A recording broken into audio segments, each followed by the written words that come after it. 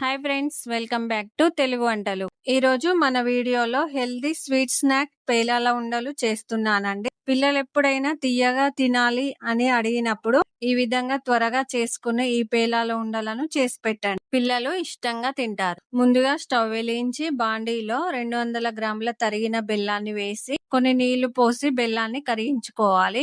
ఎందుకంటే నీళ్లు పోయడం వల్ల బెల్లం మాడకుండా ఉంటుందండి. బెల్లం కరిగాక ముదురు పాకం వచ్చేదాకా గరిటెతో కలుపుకుంటూ ఉండాలి. ఇప్పుడు పాకం కొంచెం దగ్గర పడ్డ తర్వాత ఫ్లేవర్ కోసం 4 ఇలాచీలు వేసి కలుపుకోవాలి. ఇప్పుడు కొంచెం నెయ్యి వేసి కలుపుకుందాం. నెయ్యి కంప్లీట్లీ ఆప్షనల్ అండి.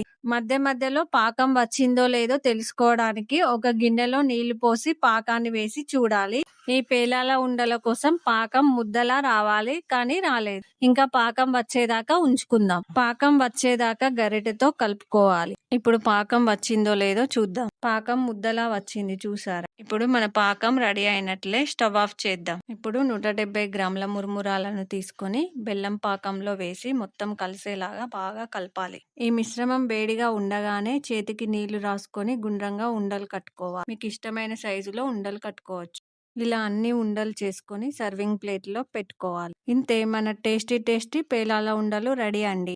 ఈ విధంగా మీరు కూడా మీ ఇంట్లో పేలాల ఉండలను ట్రై చేసి చూడండి, చాలా రుచిగా ఉంటాయి. ఇంతేనండి ఈ రోజు ఈ వీడియో. మా వీడియో మీకు నచ్చినట్టయితే లైక్ చేయండి, షేర్ చేయండి. అలాగే తెలుగు వంటలు యూట్యూబ్ ఛానల్ను సబ్స్క్రైబ్ చేసుకోండి.